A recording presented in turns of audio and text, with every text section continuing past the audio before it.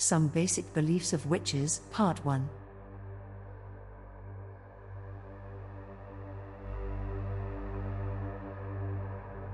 One of the witch's most important basic beliefs, obviously, is the reality and possibility of magic.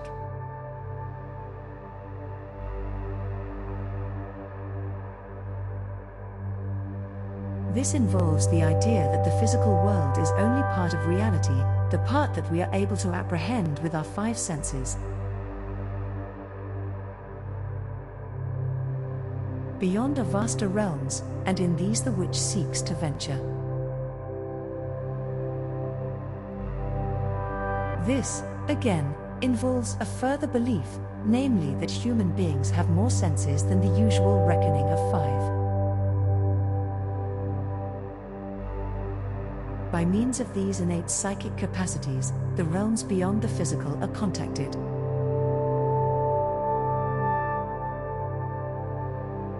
These powers, say the witch, are perfectly natural, but latent and inactive in the majority of people.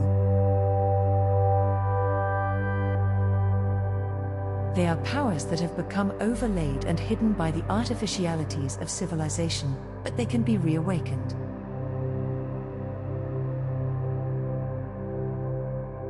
This is one of the matters that have brought witches so often into conflict with the priests of orthodox religions.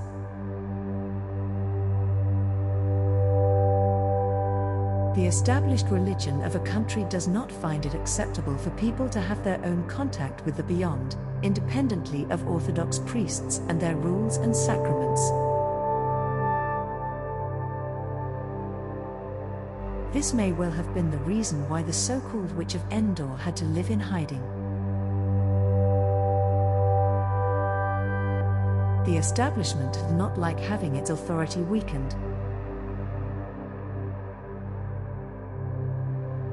Witches reject the masculine, patriarchal concept of God, in favor of older ideas.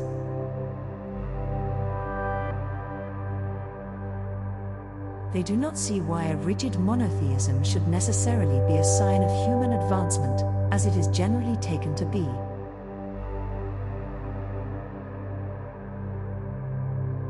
It seems more reasonable to them to conceive of divinity as being both masculine and feminine, and as evolving moreover a hierarchy of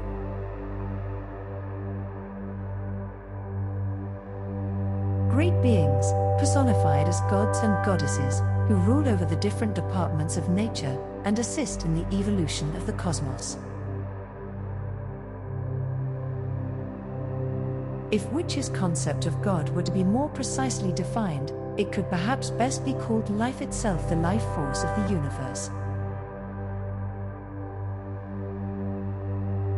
This, it seems to witches, must be basically benign, however apparently destructive and terrible some of its manifestations may be, because if this is not so, then life is divided against itself, which is absurd. Moreover, it must be supreme wisdom, because of the wonder and beauty manifested in its myriad forms. Its tendency is to evolve forms capable of expressing ever higher degrees of intelligence, so we who are its children should seek to live in harmony with nature, which is the visible expression of cosmic life, and in doing so find true wisdom and happiness.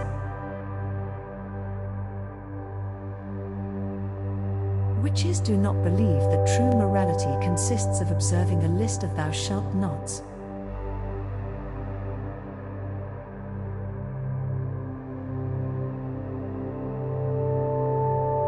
Their morality can be summed up in one sentence: do what you will, so long as it harms none. This does not mean, however, that witches are pacifists. They say that to allow wrong to flourish unchecked is not harming none. On the contrary, it is harming everybody.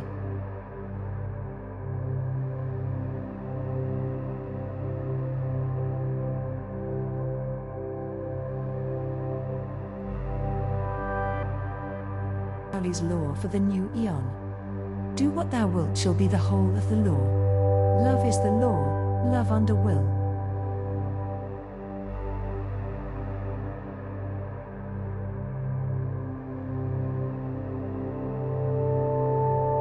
often quote the first part of Crowley's dictum and claim that he advocated universal license.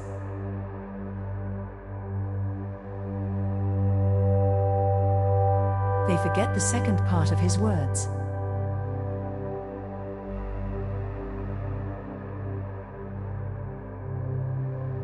Centuries before, St. Augustine said something very similar.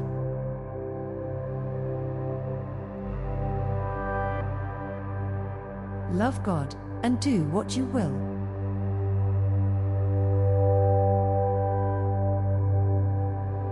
The idea of reincarnation seems to witches to be not only much older, but more reasonable and right, than the concept of only one short life.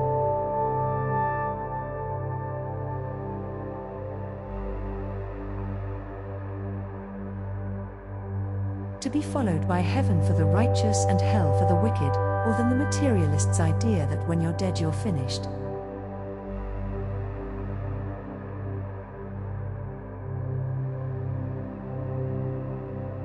They quote the statement of the old occult philosophers, which could mean modern science supports that nothing in this universe can be destroyed, it can only change its manifestation.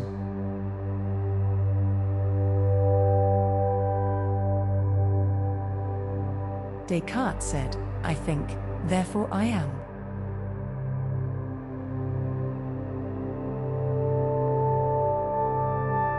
Human individuality and intelligence exist.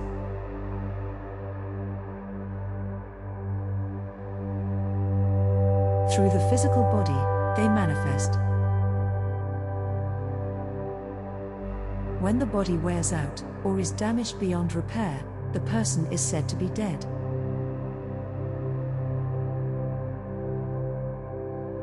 But it is the body which is dead.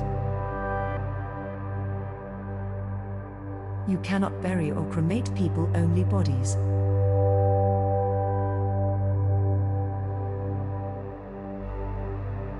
Insofar as a person is an individual intelligence, can that individuality be destroyed?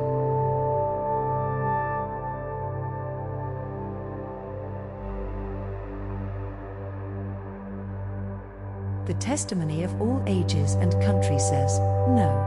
But at the same time, nothing can stand still.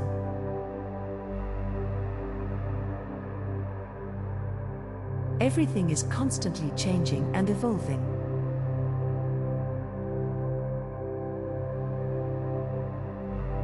To be imprisoned in the personality of John Smith or Jane Brown for all eternity is no more consonant with cosmic jaw than being annihilated.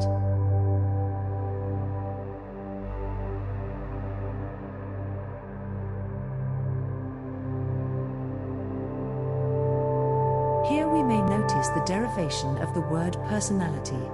It comes from persona, a mask.